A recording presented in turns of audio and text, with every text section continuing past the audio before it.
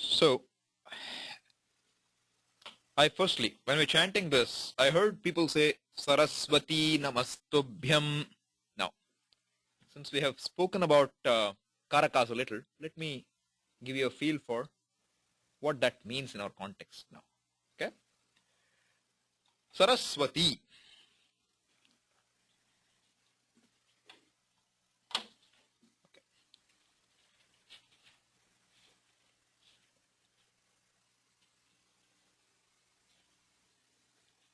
All right. So the word is, what you're seeing in the stotram is Saraswati. What I hear people chanting is as Saraswati. At least some people. Is there a difference? Definitely is. Is there a difference in the meaning too? That's the question. Now, Saraswati, this Saraswati, it has a, as I told you, it's a noun as related to verb. If it is used in a verse, it has to be a noun as related to a verb. Okay? There's no choice with that. So now, Saraswati has to be one of those 8 by 24. That you should be clear about. Question is which one? So the noun base here happens to be Saraswati. That's the noun base. That is the base, which is called Pratipadikam. Now, you can all take a guess. Saraswati would be what gender? Feminine gender. That's fairly easy, right? Because it's a name. But the thing to note, which will help you, is that if it is ending in a long E, a long U, a long A. Long means what? Dirgha. A, E, U. These, if you see, in general, they tend to be feminine. Not always, but they tend to be feminine. More often than not. If you want to bet, you bet it's feminine. You'll be okay. You'll win the bet more likely than not. So here, this is Ikaranta Strilinga. What is it now? I told you what all are the things in a Pratipadikam. You have to know what is the gender and you have to know the ending. What is the gender? Strilinga. What is the ending letter? E. Okay. In general, in the Sanskrit language, if we want to refer to a particular letter in the alphabet, we add a thing called kara. Okay? So if I want to refer to the word E, I will say Ikara. What does Ikara mean? It is equal to E. Alright? So what does Kakara mean now? It is Ka. What is the difference between this and this? What is the difference? So one of them is a pure consonant. This is a pure consonant. What is this? This is this plus A is equal to Ka. Alright? So now don't tell me if I say Kakara, don't say it's Kakara. Only one letter should be represented. This is two letters. That's why I'm saying Kakara means Ka. Just I have to pronounce it, so I have to say it.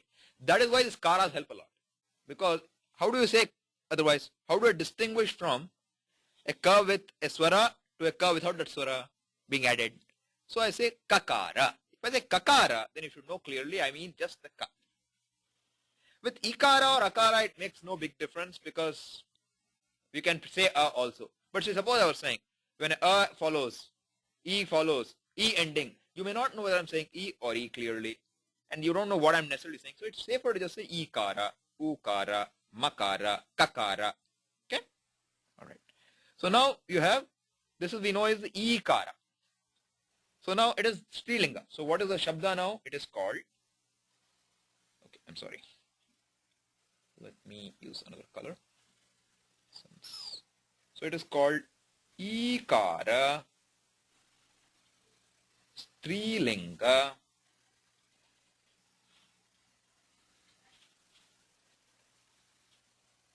Saraswati Shabdaha. That is how it's stated in Sanskrit. Okay? So if you open your Shabda Manjari right now, just open your Shabda Manjari for those who have it. Those who don't, just listen to me. It's okay if you don't have it. Alright? First line, first page, if you open up, you will find it will say Ajanta Pullinga Prakaranam. Okay? What does it say? It says Ajanta Pullinga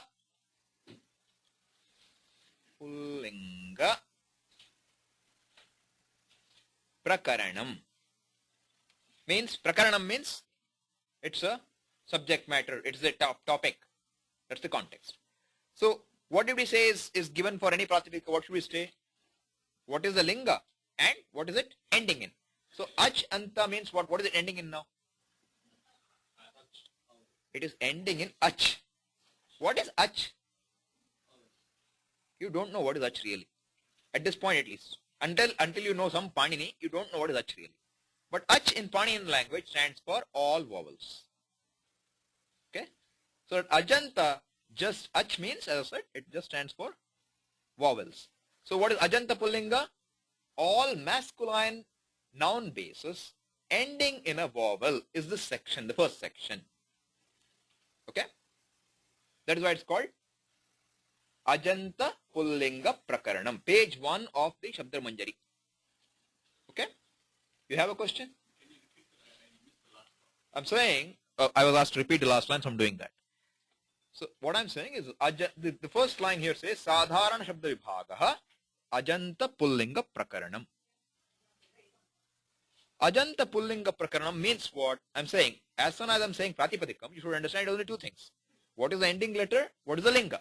Pullinga is the linga, there's no doubt about it. Ajanta means what? Ach ending. What is ach ending? Vowel ending. So, this section, topic says, it is those nouns which are ending in a vowel. That's being covered. What are the vowels now? A, I, U, R, A, I, O, Au. No aha. Don't say aha, okay? That's, leave it out. Once you come to this class, stop calling aha vowels. That's off. Stop at au. Okay, and there's something called l, which we don't see much of. Now, what is the first vowel there? A, short a. So what is the first shabda here? Read. Akaranta Pullinga Rama Shabdaha. First akara is covered. What should be the next? But akaranta normally is not a Pullinga. I told you what? If it's ending in a, e, or u, what is it typically? A Strilinga. So now what is this heading here? Ajanta Pullinga. So what do you expect to see next? Take a guess. I, not E. I, Ikara. Let's look at it. What does it say now? It's very clean. Ikaranta Pullinga Hari Shabdaha. Why? Because the word Hari ends in what? I. So all we are saying is now that we have the next one is Hari. We started with Rama. Right? Next is Hari. What would be the next one now? Should be U. But now look at your book. What does it say? Pati. Then what does it say next one? Sakhi. Then what does it say? Guru. Now, why these two fellows in between? Pati and Sakhi. If the only classification is based on gender and ending of the Pratipadikam, why do we have three with E? Rama was the only one with A ending. Correct? But we have three words ending with E. One is Hari. Then we have, what else? Pati and Sakhi. Correct? Now, this Shabda Hari this Hari is a very common one. A lot of words go after it. This, I would say, is the general rule. Okay? I would say this is the general rule, which means it's a general prototype. So if you heard a word like money, how should it go by? If you ask me, I will say, if you have to bet without knowing, bet on Hari. Don't bet on the other two. The first prototype is normally a good prototype, the most general case. Then what are these two fellows here? These two fellows here, these two fellows are exceptions. Means they're different from Hari in some way. Okay? See, in general, let's say I wanted to say, I have, let's say, I have 15 bananas here and 2 oranges. Okay? Now, so I can give oranges to how many people? I want to give one whole fruit to everybody. How many people can I give oranges to? 2. How many people can I give bananas to? 15. Now, if I ask you to say, okay, tell me the shortest way in which you will say, there are 17 people in the room. I want you to tell me in the shortest possible way a fruit distribution mechanism so that you're not ambiguous. Okay? At the same time, you have the shortest way. How will you say it? You understand my question? I'm saying, how will you tell somebody you are the person who has 15 bananas and 2 oranges and there are 17 people in the room? You have to distribute it. I'm saying you know everybody's name. Their names are A, B, C, D, E, F, G, H, I, whatever, till that point.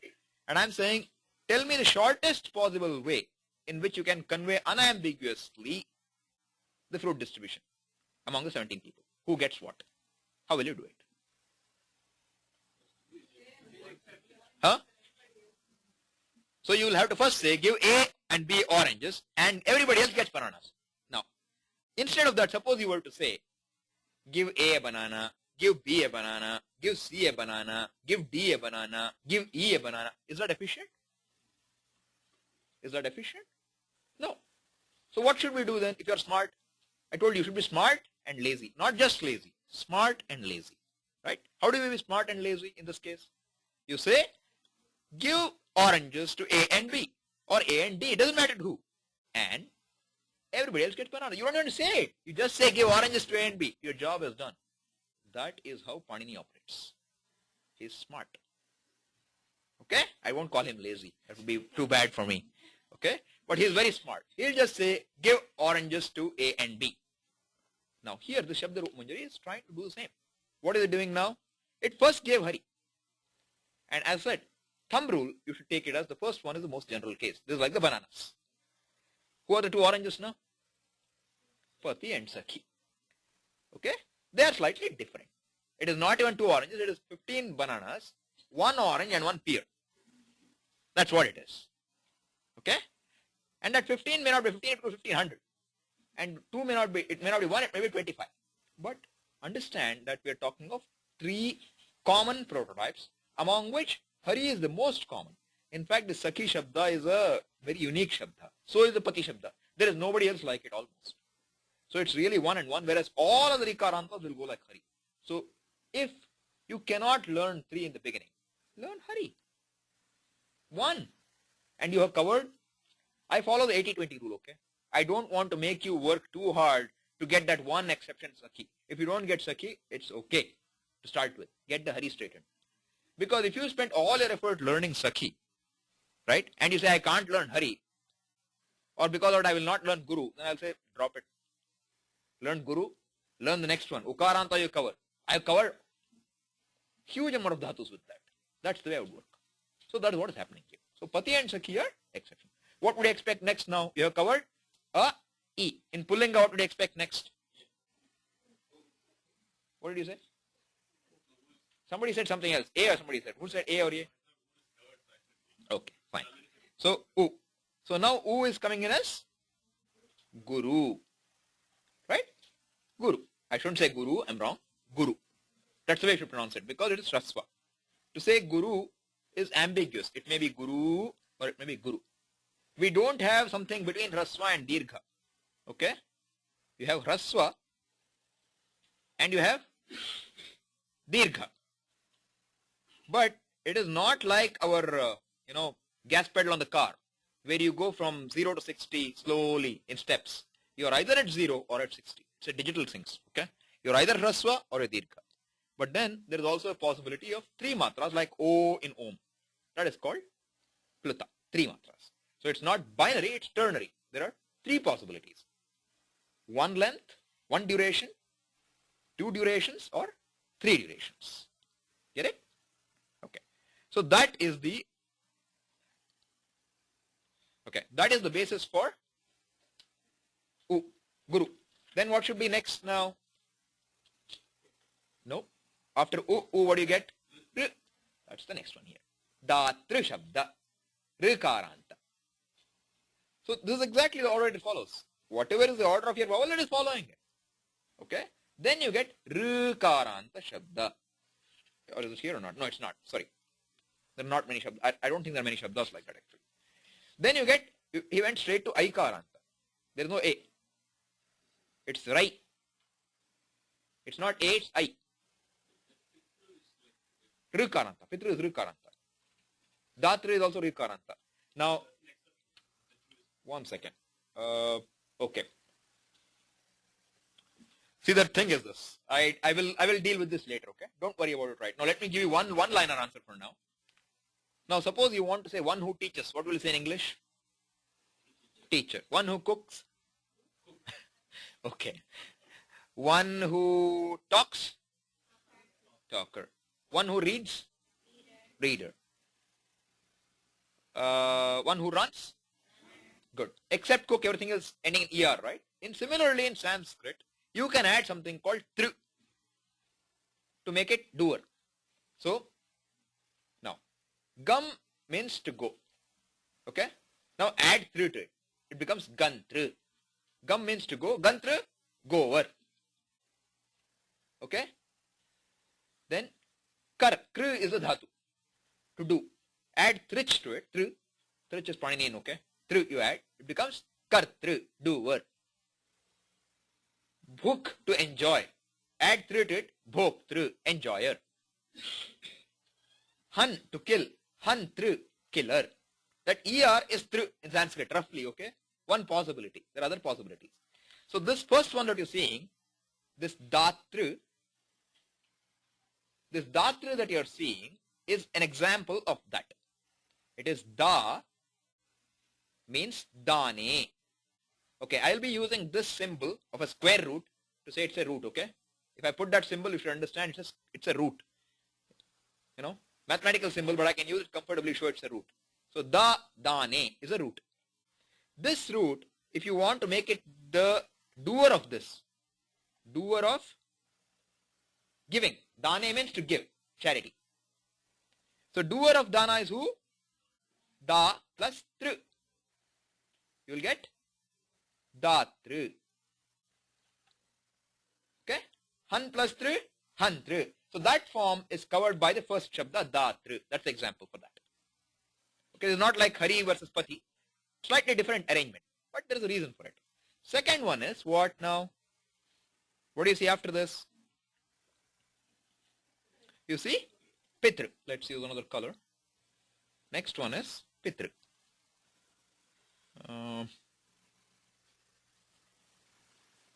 Pitru. What is it ending in? What gender are we talking about? Good. So it's Rikaranta Pullinga. But here what is the speciality? This is not a doer. Not a doer. It is not derived that way. It also is derived in a way it is. But it's also commonly known as relationships. Pitru, Matru, Bhratru. Pitru means father. Matru means mother. Bhratru means brother. Shwashru means in-law. Hindi Sasurji is Shwashur. So it's in-laws. So all these relationships. Then you have something like priest names. Hotru. Don't worry about if you don't get all these words. Okay, you will get there one day. Hotru, Potru. These are priests. You will hear the words Hota, Pota. All right. So these are all those words will go like Pitru. Those are two. Okay. Then we have Rai, Aikaranta. Aikaranta Rai Shabdaha. Whatever it means. Okay. Then after I, what do you expect next? Okay. Normally what do you say? You say A-I-O-O. Correct? Yeah. That's what it is. So go. O Shabda is go. Then Aukaranta Glau Shabdaha. So we have Aikaranta is Rai. I am writing this for those who are online or those who have a book. And Okaranta is go. And Aukaranta is glow. Okay? So you see how clean the arrangement was? Pullinga, Ajanta. Once you mastered this, you have got 90% of the Pullingas with this much. 4 pages, okay? It's not much to ask, 4 or 5 pages. Memorize this much and you have covered 90% of the masculine nouns in the Sanskrit language. Is it difficult? Who says Sanskrit is so difficult? It is difficult if you don't care to master these 4 pages first. Master this and tell me if it's still difficult. Okay? It can be done. You can definitely do it, but you should know where to focus. I don't want you to focus on the Pati and Sakhi Shabda. I'm giving you a 20% discount. Okay? But get me the Rama, the Hari, the Guru, the Pitru. I don't care about the O and I also. Very few words like that. To start with, focus on A, E, U ending. Ru ending is also good, useful to us. Do those 4 and you will see your vocabulary in reading is a lot better now. Okay? Now what? Where did we start? Don't forget where we started, okay? We started with what? No, we started with Saraswati. Don't forget. Don't lose the context, okay? Alright. So now we are going on to, what's the next section now in your books? Ikaranta. No, before that. What does it say now? I'm sorry. First, no, before we go there. What does it say? Ajanta Strilinga Prakaranam. So now we are starting with, what is Aj? Aj is vowels. Good. Thank you, Ram. Ajanta. Now we have changed the second parameter. The ending letters are kept same.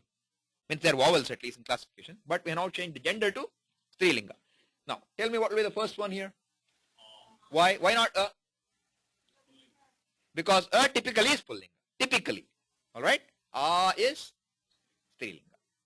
Don't keep this as a rule, okay? Sometimes there will be exceptions. Every rule is proved by an exception. So, don't keep anything as fixed. But generally, that's why I use the word generally. Now, so what is after A? What's the second vowel? No, after A, A. So the first Ajanta Strilinga we should expect is Akaranta. Correct? Akaranta, what do you find now? Here, word is Rama. Then, what's the next one you would expect now? E or E. Why? Again, because Hrasva endings, I told you, what did I tell you? What did I tell you? I said Ikaranta, Akaranta and Ukaranta are Strilingas. I did not say Ikaranta is not Strilinga, okay? So you are making an assumption. This is what Panini does not want you to do. What he tells you is what you should listen. Don't imagine anything more. What did I say to you? Long ending A, E, U typically are Strilinga. I did not say anything about Hrasva. About Akaranta I told you just now, but Ikaranta I haven't said. Interestingly, Strilingas are in Ikaranta also. So you get first is E. Example is Mati. See all these Mati, Buddhi, Gati. Typically these are words which are like, you know, Mati means brain, thinking power, right? So there is a kind of a quality, if I can say. It's a quality which is typically coming through this. Shakti, Stuti, all these are Ikaranta. Then what would you expect next after that Ikaranta? Ekaranta. What is Ekaranta? Example here is Nadi. Okay. Now let's look at Nadi. All right. What is the first Prathama line? Nadi, Nadyau, Nadyaha. I'll write that, okay? So that people who are not having this don't feel left out. It is first vibhakti, Prathama vibhakti is Nadi, Nadyau, Nadyaha. Then the second line happens to be the vocative. What is the vocative here? He Nadi, He Nadyau, He Nadyaha. Now, I will give you another discount. Once you memorize the first case, Nadi, Nadyau, Nadyaha, these two will always be the same as these two. So the vocative and the first case will always be the same in any noun. You don't have to memorize them separately. You just have to know the singular. The singular fellow can be different. What is singular for vocative here? Nadi. What is the singular in Prathama? First case? Nadi. Pronounce it right, okay? E. Nadi. Nadi. Okay. Now I am telling you that this is the Prathama Karaka. First line is what we call Prathama Karaka. Prathama Karaka means what now? I'm saying it is this one is Prathama Karaka. Means typically, not always, it means it will be the agent of the what? Verb or action. Okay? Now, what is the second one here? Vocative is what? What does it mean? Does it mean he's the agent of the action? I am addressing him or her. Here it is her, because we are talking of Strilinga. Now let us go to our example. What are we talking about now? Saraswati or Saraswati. If you say Saraswati, what does it mean? She is an agent of doing something. You are going to make her an agent of something, or what do you want to do? What do you want to do with Saraswati? What are you doing with Saraswati? You are addressing her. So what are we saying? Hey Saraswati, O Devi, O Saraswati. See how simple it becomes now. Saraswati. What do I do? Once I address, what should I do now? I should talk to her, right? I will say, once I've got her attention, I will say, Namaha Tubhyam. I salute you. What is the verb now in this English sentence? Hey Saraswati, I salute you. What's the verb? Salute. So, Namaha is the verb. Okay? Identify the verb. Way to analyze. I'm leading you to the reading class, okay? I just took that as an example to go into reading. Alright? So, Saraswati Namastubhyam. Namaha is the verb. So you start, try to, if you get any sentence, identify the verb first. This is a sentence now. Saraswati Namastubhyam. You identified the verb. What does it mean now? Namaha means, happens to be the case where, I told you in verbs we have two things. Am I the doer of the action? Are you the doer of the action? Or is it not you and me? If it is not, if it is I, it's first person. If it is you, it is second person. If it is not I and you, it is third person, Anya Purushaha. Okay? So now, Namaha, since you don't know, I will tell you, this happens to be second person singular. Means what? Nam means to salute. Okay? Take singular now. If I say I salute, it is first person singular. If I say you salute, then it is second person singular. If I say I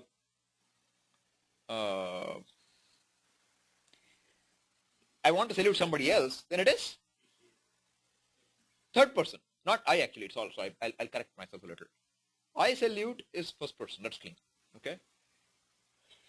He salutes, she salutes, it salutes is third person. It's not I or me. Who is doing the action is important, okay? You salute is second person. Get it? I'll repeat it again. I salute means I am the doer of the verb. The action means first person.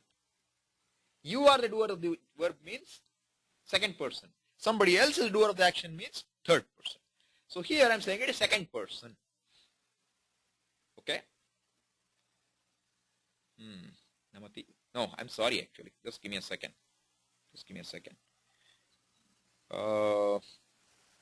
This is a slightly bad one to take to start with. It's not a good sentence. The understanding I told you, keep it, okay? I won't come to this namaha right now. It's not a good time to get, because it's not a plain case here, okay? It's not a verb in this case, and it's a participle, etc. So I'll leave it out for now. It'll be namati, namataha, namanti. So I don't want to get there. It's participle. I was going with that, but I suddenly recognized that it's actually not a good example to start with, okay? But anyway, the idea that I was saying is, here it is. Main thing I want to say was Saraswati, which means I'm addressing her. If you say Saraswati Namastubhyam, means I am saluting you. So the sentence meaning remains same. I salute you. Okay? Tubhyam is a dative case. And I again write these. See, I told you there are 1, 2, 3, 4, 5, 6, 7. And vocative I tend to write as 8, just for convenience. Okay? Convention. So if I write 1, 1, it means first case singular. If I write 1, 2, it means first case dual. If I write 1, 3, it means first case plural. Suppose I wrote 7, 1, seventh case singular. I'm looking at the 8 by 3 matrix. For a 24, I'm covering it, okay? So it's 1 by 1, 1 by 2, 1 by 3, 2 by 1, 2 by 2, 2 by 3, 8 by 1, 8 by 2, 8 by 3. Just a convention. I'm going to follow. This is not a standard or anything. It's purely my convention, so we can communicate easily. So I'm saying, here it is 4 by 1. So I'm saying the important thing is, don't say Saraswati Namastubhyam, because that would make a meaningless sentence. It is Saraswati Namastubhyam Varade Kamarupini Vidyarambham Karishyami Siddhir Bhavatu Me Sada. Let us take that second part for a minute. Okay? Because this didn't work out like a good sentence, let me just introduce the second part to it. And it's a good thing to say also today. Vidyarambham. Vidyarambham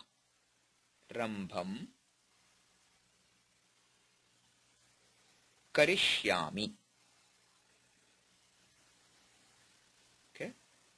Don't worry if you don't understand these words, because I don't have any expectation from all of you that you will understand all the gibberish I'm writing here.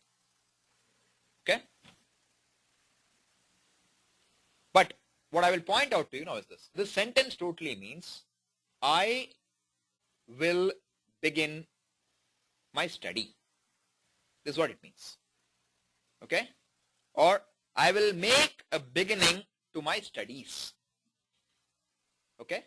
Now, what is the verb now? In I will make a beginning. What's the verb in the sentence? Listen carefully. I will make a beginning to my studies. Make. Good. Make. Now, make, the dhatu in Sanskrit happens to be to do, is kri. Okay? Krinj karane. Dukrinj karane. Bhaja govindam, bhaja govindam. Govindam bhaja mudhamate. Samprapte sannihite kale. Nahi nahi rakshati. Dukrinj karane. What is this dukrinj karane? That is the dhatu patha reading. I told you dhatus are there, listed. There, the dhatu is listed like this. As I told you, bhu sattayam. I gave you the first dhatu. Bhu sattayam. This is another one. Dukrinj. Dukrinj karane. Dukrinj dhatu means karane. Somehow something's happened and this dukrinj will reduce to just kri. We will look at that later.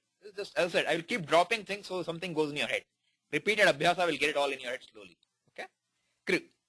So, krinj karane. That when it, now, what did we say about verbs? When you start with a verb, it has to go through how many changes? Like noun is 8 by 3 for a given noun. What happens to the verb? You have to take a tense into consideration. tense or mood. That's the way we go with it. And then we have again number 1, 2 or 3. And then we have person. Right? What is person? I am do the action. I do. You do. Or what's the third one?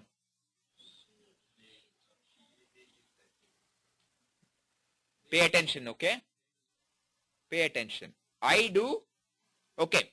Go back to my banana and orange example, okay? You have to be smart. These are 2 oranges here. Do you know of any, you are talking to me. Can you call anybody else I?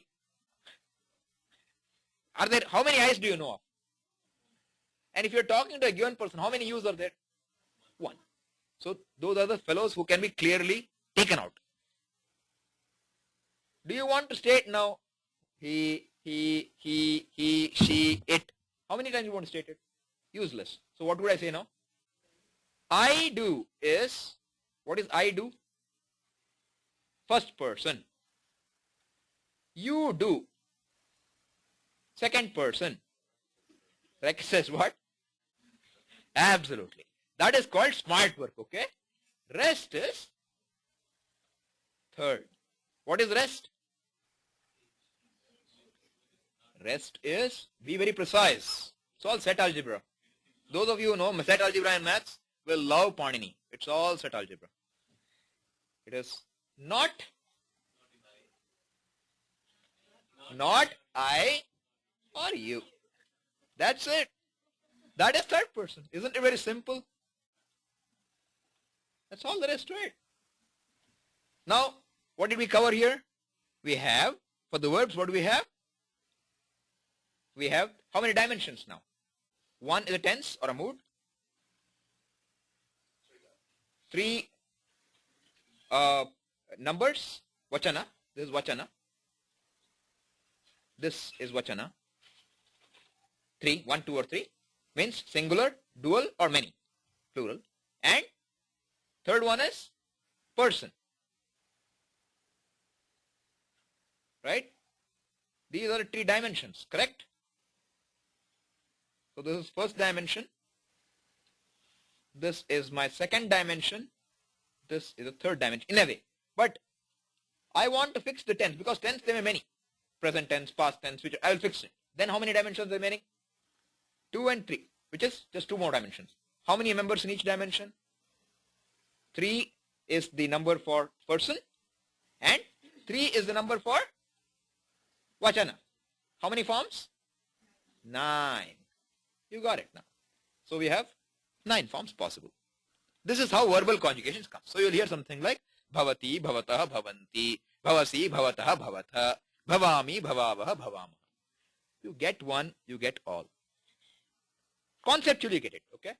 Get it conceptually first. Once you understand this first person, second person, and third person like this, I, you, and not I or you, then your life is made. You got one thing very clear in your head. Second thing you say, is it present tense, is it past tense, is it some other tense? Tenses there are many, you can get tension with that. Don't worry about it. Because in Sanskrit, it is not one present tense, how many can be there? How many present tenses are there? How many past tenses can be there? Logically, it seems like 1. How many futures can be there? 1. But now I'll tell you, present. Can you split present in any way? No, within present. Don't use the word present. Can you split it in any way? In a way you can. Technically we do also. We say this year, this month, etc. But still it's all present. This will come everywhere. But past, in the language, we split it by saying, hey, did it happen yesterday? Did it happen very recently, even before yesterday? Did it happen long ago? Possibilities. Future. Tomorrow? Or God knows when. You know? When are you coming home? I can say, I'm coming tomorrow. Or, I'll come sometime. What is that sometime? Not tomorrow for sure. Otherwise, I'll say tomorrow, right? So, future and present, future and past have some complications. But present is very simple. There's only one. There's no tension in present tense. That is called, what we call in Sanskrit, we call it lat lakara. Lakara is a word for tense. Lakara. Why? Okay, let me just mention that. As I said, all these will get repeated. Don't worry about anything if you don't understand everything in one shot. I would encourage you to try to understand it, but don't let any of this bother you, because especially those who are not familiar with the Indian language might say there's too much words. I'm hearing all new words. I don't know what to do. Don't get worried. They'll just get repeated. Now, I want to refer, there are actually a total of 10 tenses and moods. Panini, I told you, is a smart fellow. He wants one quick way to refer to all these 10. Okay? What did he do? He started all the names of tenses with la. Lat means present. Don't worry, I'm giving the meaning, okay? I'm creating these words. This is a grammarian. Lat means present. Lung means past. Rit means future. Lot means something. Okay, I'm creating all these words. What is everything beginning with? La. Now, if I were to say now, give me one simple way to refer to all these, how would you say it in English? Everything begins with la. So you say las. That exactly is what is meant by lakara. La iti kriyate. Iti lakara. That's it. So, see, these words are all very meaningful. They are not coming from heaven. What does it tell you now? It tells you two things. Once you know lakara means tense, you know any lakara, any tense will begin with la. That's it. Lakara. You can look at it as lakara. Akara. Ukara. Ikara. Don't forget kara. Kara means what? Refers to that letter. Lakara means what? La. Whatever begins with la. So you can see how the work is. Look at ending letter, look at beginning letter. Be alert to everything. Alright? Ending letter in the case of nouns. For the name of lakaras, not just the beginning, but beginning tells you it's a lakara. If it starts with la, it can be a lakara. Guesswork, Some guess it will help you. Lakara. So then I'm saying each lakara, so as at present is called lat lakara. This lat has no meaning, okay? It's purely a Paninian term. Panini likes to use very simple short names. He has a thing called T. He has something called ang, something called trich, prich. He has all these funny things, okay? All monosyllabic, bisyllabic, as short as it can be, because he wants to make everything short. So we don't have to spend too much of, megabytes and gigabytes in storage space. Not like Bill Gates software. It requires very small footprint. Alpaksharam asandigdham saravat vishpato mukham is the definition of sutra. Panini is sutrakara. Alpaksharam means short, brevity. Brevity is the goal. Who wants to memorize 150 things? Keep it short. How simple it is to say lat. Who wants to say vartamana? Long. Lat. He just gives one sutra. Vartamane lat means when you are talking of present tense, use the lakara called lat. Over. Now onwards you just talk of lat. Okay? So lat is what we are doing. Now in each case, so we'll just take lat as an example right now. How many lines will we get now?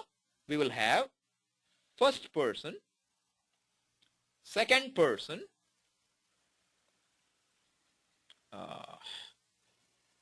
okay, I'll squeeze it here. Third person, okay? Singular means one, dual, two, and many, three. How many matrix now? 1, 2, 3, 4, 5, 6, 7, 8, 9. 9 didn't come, I guess, right? Okay, we'll make it come. 9. Okay? So these 9 forms are there. Now you can tell me what the meanings are. First one. What will this mean? First person, singular. I'm making first. Okay, I'll make it third. It's better probably. That's the convention normally. Make it third. Okay, let me redo that. Okay, I'll actually do one thing. Can rub it out probably. Start a new page. That's also fair.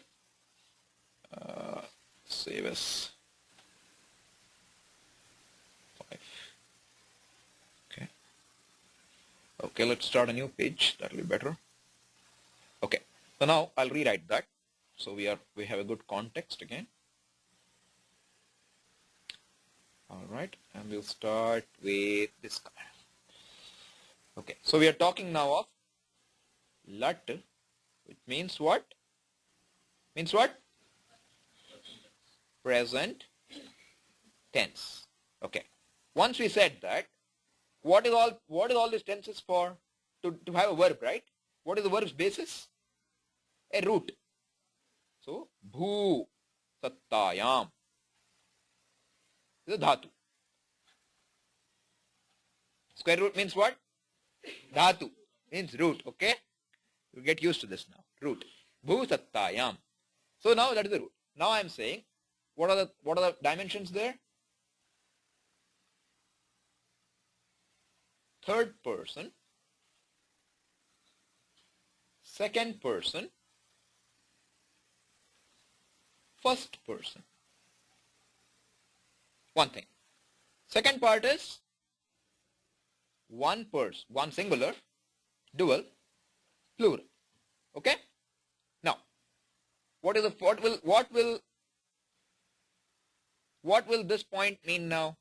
Bhu means, okay, let's not take bhu for a minute. I'll make it simpler because it'll be easier for us to talk about it. So let's take that out and we will instead take the dhatu pat, to read. Okay? Now, let's start here. Singular, first person. Who am I talking about? Who is first person? I. Don't forget. Who is second person? You. Who is third person? Good. Good. You're learning fast. I like that. Not I or you. All right. So now, what is this now? Meaning here, this matrix is singular. Singular, right? What would this mean? I, what? Patha is here on top. Read. I read. Okay. What will the second mean here? No. Look at where I'm pointing. Who we?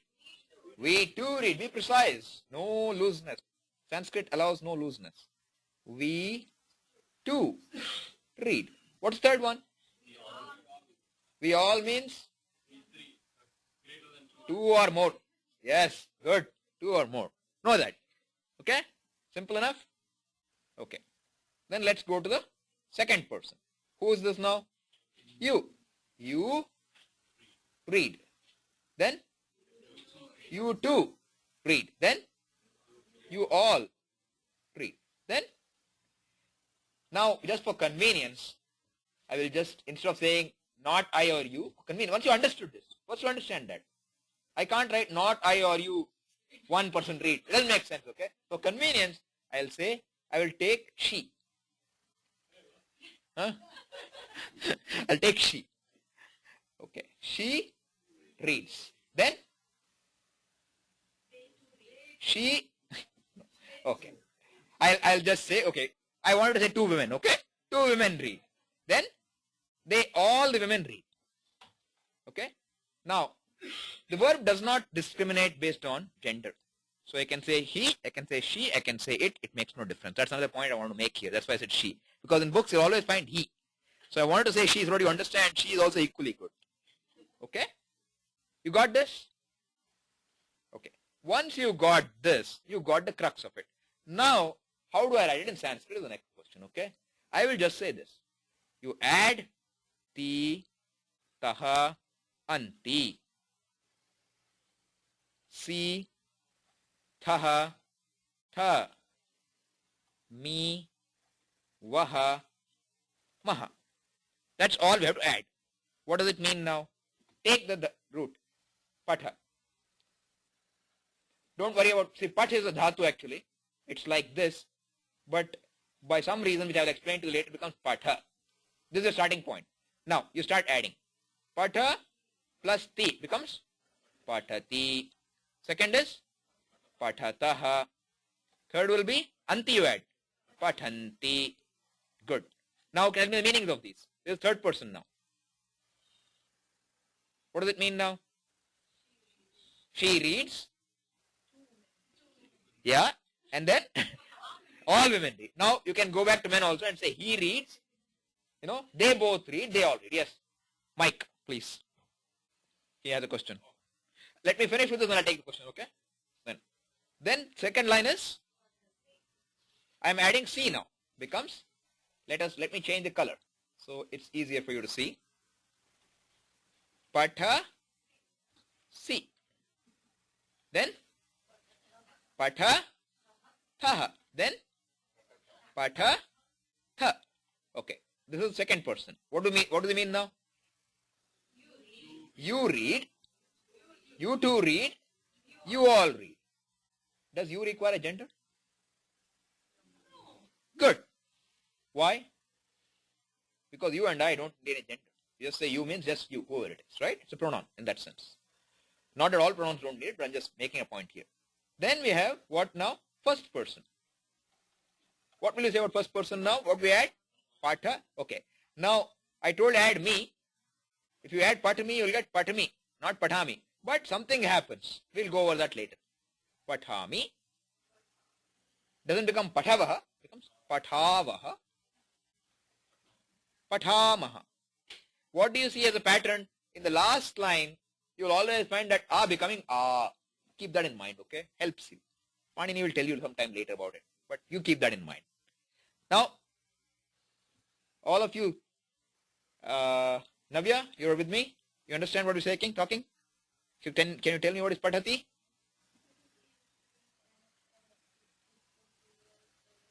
Patha is read. What is Pathati? Third person singular. What would it mean? He reads or she reads. Not I, not you. Okay? Pay attention. Okay. So, Pathati. Again, let's go over this. I want you to clearly get this. What does Pathati mean?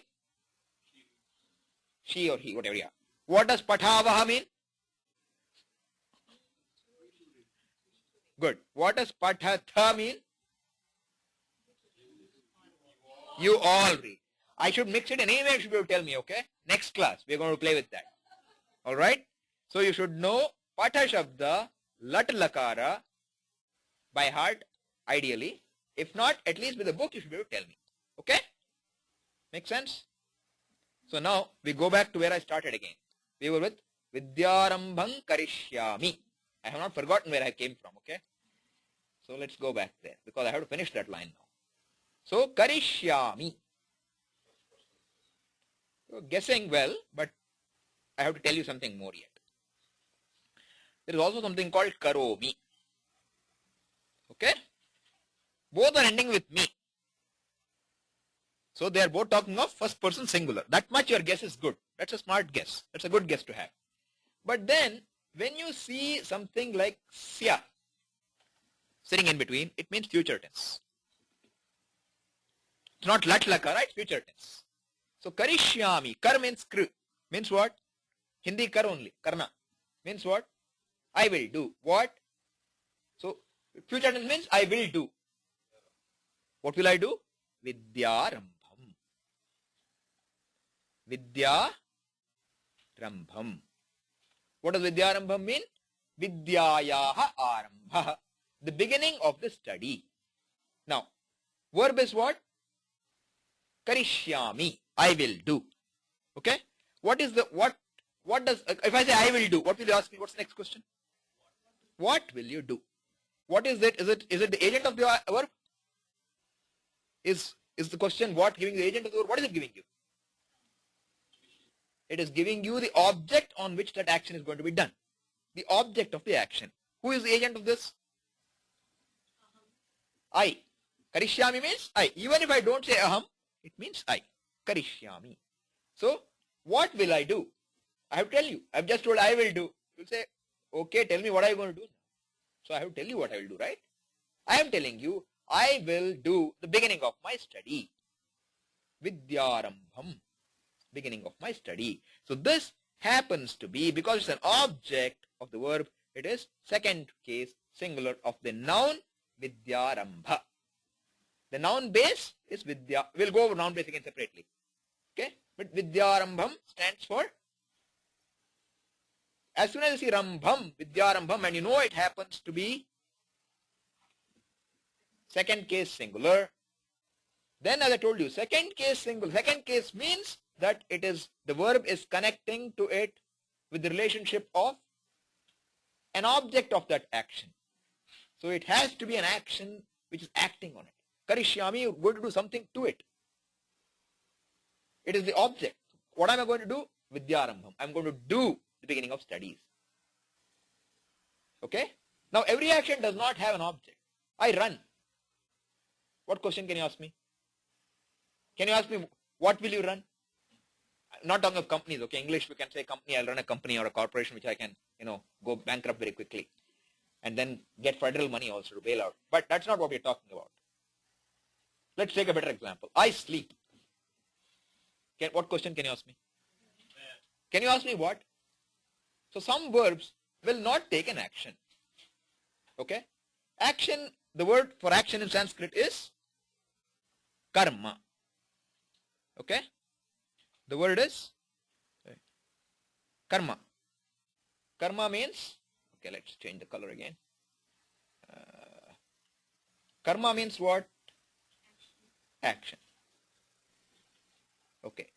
Now, a verb which has an action is called sakarmaka. Means it has an act. It has an object for its action. It has an object for its action. Like read. Read what? A book. Cook. Cook what? Pasta. Lasagna. Right? Anything you want. But suppose I said sleep.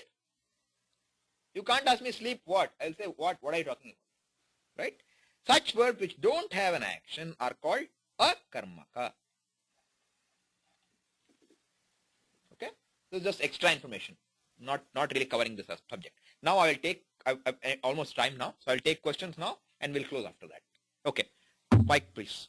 Anybody in the audience also has questions can raise. I'll take your question first. Yeah. You're on the queue. Get the mic and then start, please. Okay. Yeah. When there are two people in a room, and if I want to say everybody in that room, Yes. so I need to use the second dual, or like I can use the third. No, you are addressing whom? So I'm saying Huh. question is not very clear. Okay, please word the question again. Yeah, that's what I'm saying. When there are two people in a room and I want to Not heard? No? I doubt it. Just a second moment. Oh. Okay.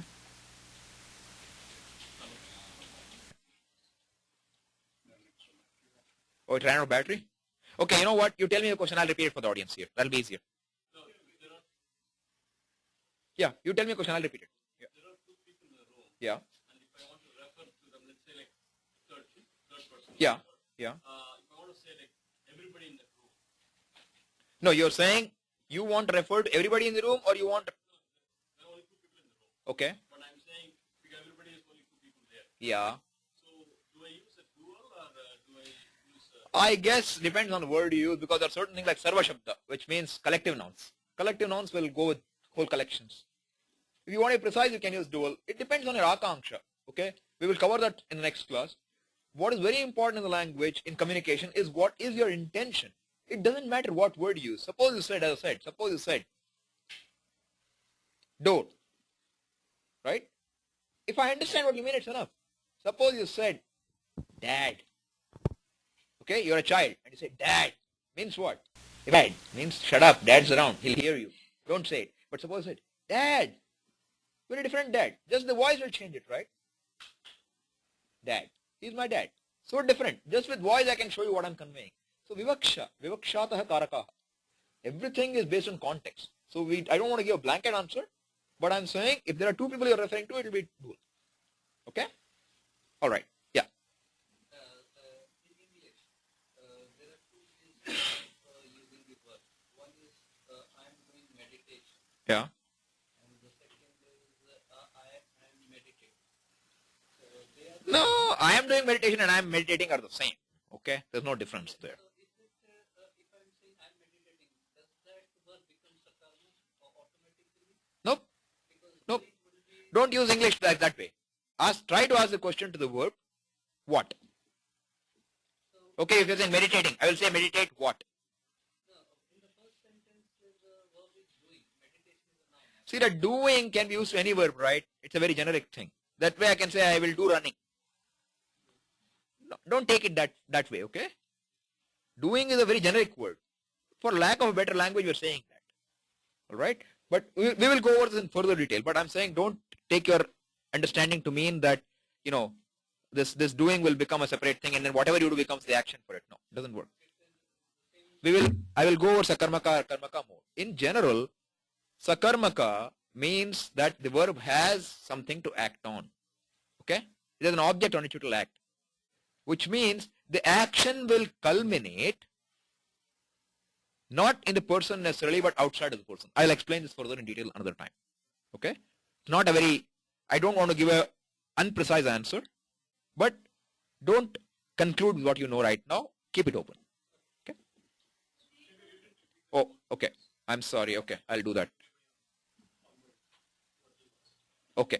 Okay. The question basically was, can you repeat it again for me? Yeah. Yeah. Yeah. Okay. Okay. Fine.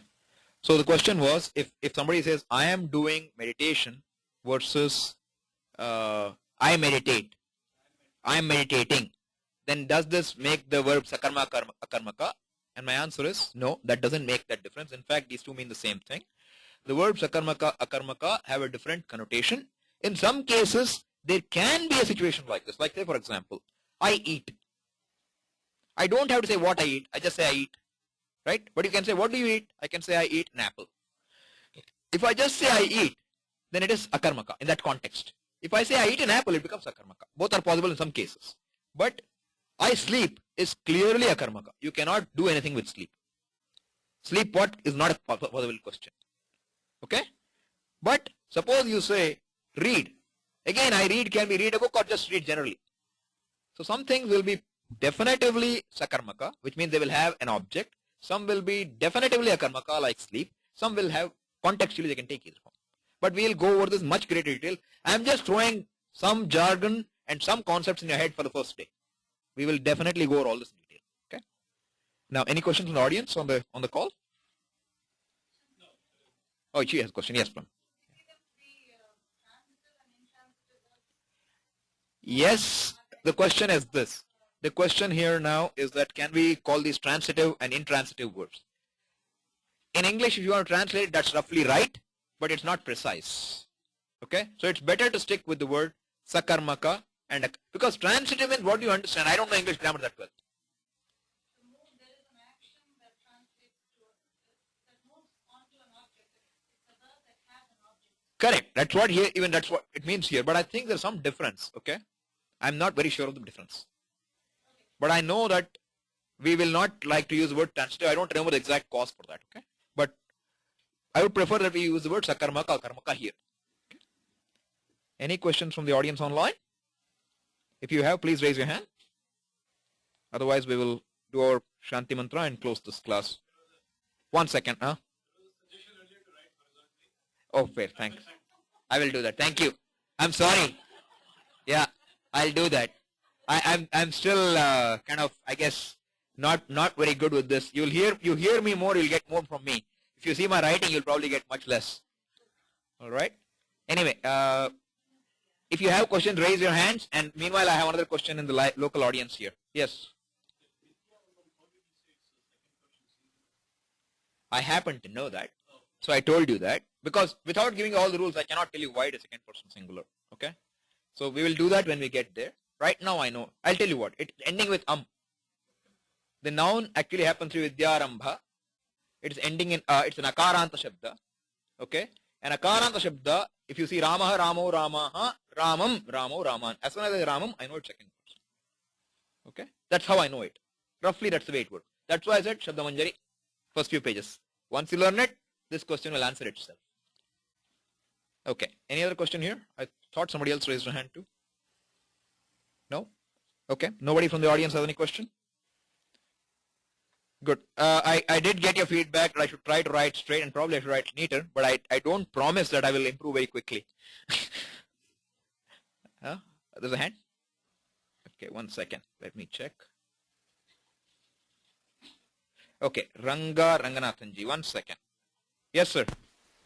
Hello? Yeah. Okay. Yes. You said Arambham. Yeah. Arambham actually is a verb, Uh-huh. and it is saying I am beginning. Uh-huh. So, Why do you say Arambham is a verb? no, Arambham is beginning, right? Okay, you complete your question. I'll answer it. So, but you said it is coming in the second person. Yeah. Second, I said second case, second, I mean, I'm talking of a noun. I'm not saying it's a verb. That's a fundamental Right. difference. So, is your question, why am I calling it a noun and not a verb? Right, I'm thinking, okay, Arambham is a, okay, got it. It's a noun. It's a a noun. beginning. Yes. Yes. So, I'm making a beginning. Yes. All right, got it. Correct. Thank you. See, we could have translated also to say, I am beginning. It is perfectly all right. But in the context of the Vyakaranam, I'll have to say, I'm making a beginning. English, we don't translate like that. See, translation sometimes cannot be done literally. They will give you a very bad sounding translation. You have to use the phrases and the idioms of the language you're translating to. And in that sense, you should not say, I am making a beginning. It doesn't make sense. I would probably say, I begin. I began my studies. I begin my studies today. That's what I would say if I'm translating. But since it's a grammar class and I'm trying to show you reading skills, I'm translating literally. Okay? Okay, thank you. Thank you. Anybody else have a question? Anyone else? Mute. Okay. Anyone? Okay, no questions? Good. So, I just wanted to, I'll close this class. For all of you who stayed through this, it's good. Now, tell me one thing. Are you okay with this format? Anything that you think should be different in this right now? Even the online audience are welcome to give me your comments. And these timings are okay with you guys? Oh, Padmanabhan Iyer is here. Let me just take his question. 1 second. Yes, Paduji. Padmanabhan, you raise your hand. Oh, he's gone. No, I lowered his hand. I lowered his hand. Padmanabhanji, anything to say? You are unmuted. You'll have to get a mic to say something to me. Or alternately, you can dial in and tell me that. Or type your question. Okay. All right. Meanwhile, I'll take Ranga Ranganathan's question. Yes, sir. Oh, yeah, yes. Is it possible for us to meet every Saturday for 2 hours? This seems a lot to grasp. I will consider this request. Even I am thinking about it. But see, that would mean at least people who want to come here physically will not be able to do so. Because every Saturday is impossible for everybody to make here. They have other things to do. So I will see if I can do that. I will consider the request because I think it's a fair suggestion. But then let me get a vote right now. I'm going to lower all hands right now. And I want everybody in the online audience to raise their hands who think they would prefer, not 2 hours. It will be 3 hours in one Saturday and at least maybe 2 hours on another Saturday. It will be 5 hours a week instead of 4 hours. If you like that, raise your hands. How many do I have? Just 3. So the rest would prefer what we're continuing now. Once in 2 weeks for 4 hours. It became 2 now. So looks like only 2 people want it. I don't know. Okay, guys, I'm going to put this in a survey, okay? Because I don't know for what you're raising your hands now. I'm going to lower everybody's hands first. Okay, now again I'm asking the question. How many of you would like to have first and third weekend 3 hours up to 6 only, not this 7 to 8 class, and do instead on Saturdays I want a 1 or 2 hour class on the other alternating Saturdays? How many of you would like to do that? Raise your hands. 3 people want to do this. Okay. Now I'm going to lower your hands. How many of you would like the current arrangement of continuing with, 4 hours on every first and third Saturday? Raise your hands. I think right now I have a much bigger show of hands, but I think there are some people who are undecided, who don't mind either probably. I don't know. But I have 6 hands. So right now it stands that this is a better format. But as I said, this is a very small audience as compared to the morning where we had about 50 people. Now we have 16 people only, 17 people online. So I will probably put this in a survey after this class. You will get a survey mail one of these days, and you can respond to that, and we'll see what we can do with that. I'll lower your hands right now. And if anybody has any questions, you may raise it. And please go to your Google group and look. Actually, I put a document called feedback, where you can go and edit a Google document and put your feedback there. Okay? There is another one for questions, which I will raise now. I want you all to start getting familiar with Google because you can type everything there and we can share it as a community. I want that to become a living community, not just a dumb, dead mailing list. Okay? It should be live. You should be able to help each other. As I told you, you can help each other as well. You can post. But be discreet in posting. Any mail you send to this group goes to 70 plus people now. Okay? So please do not mail unless you know that you should be addressing the whole community. If you have a question for me, email me. And please do not get offended if you don't get a response immediately because I have a lot of things to do as well. Sometimes I may not respond to your questions immediately. All right? But explore the Google groups. Understand what's there. You will get some more information on Google groups going forward. The recordings will be available through Google groups to you. And if any of your friends are interested, you can invite them for this class. You know, we'll put out a sample recording so people can look at how it looks like, feels like. Okay? Once I have the links, you will get a mail. Check it out and let me know what you think. Okay? And as I said, use the Gmail Docs, Google Docs to put your comments. All right? We can share documents. We can do a lot of things. All right? With that, I would like to stop, and I do one more thing here before I stop. I forgot in the morning. I think I'm not sure if I mentioned. I mentioned Swamiji is my teachers, but toward making this course possible, this class possible today, I've had a lot of help within the ashram and outside. And I would like to acknowledge that Shuddhatmaji has helped me in facilities here. Gary has been very, very helpful in trying to get me hardware. He got me a laptop. He got me a desktop. You know, he's been extremely helpful. Then I've had Ram, who's been helping me with setting this up, setting up the projector for today, testing some software, and he's volunteered to help me out a lot. And there's Anup, of course, who's my good old friend. I've shared a long part of my life with him. And I think his and Nisha's encouragement have also been very, very instrumental in my being able to do this class. And he's always like anything I have a question or idea, I just throw it to him and say, what do you think? And I get back a good response. Like he just gave me the thanks for writing, you know, slant. He gives me very good feedback. So I appreciate that all the time. Not that I necessarily learn immediately, but I appreciate the feedback. So, but I really thank all of you. And, you know, if more of you could volunteer to help out in some ways, I would really appreciate that. Because if I have to spend too much time on technology, this class will not happen for too long. Because I cannot do it for too long. But if I get help from all of you to some extent, in whatever little way you can, you tell me if you can help me in some way, and I will see what I can do, right? And I will send you a list of software. It's easier for you to type. You can type Sanskrit on the web. You can type Sanskrit in your mails. So you can start putting your questions in Devanagari also. So we will work as a group, okay? And I'm saying, not that you should send email in Sanskrit. I'm saying, let's say you have a doubt. Patami, you put Patami in Sanskrit. Don't write in P-A-T-H-A. I won't want that. Going forward, okay? But I'm saying, I'll need your help. I'll need your support. And I want you all to be students. I want all of you to learn. So I should also be able to spend time in explaining and teaching to you and not in fighting fires with technology. That's my last choice. If that's what it ends up becoming, then I'm saying its utility will reduce for you and for me. Okay? So think about it, you know, and see how you can contribute. And Prasanna ji is in the bookstore. She's also, I forgot to mention her.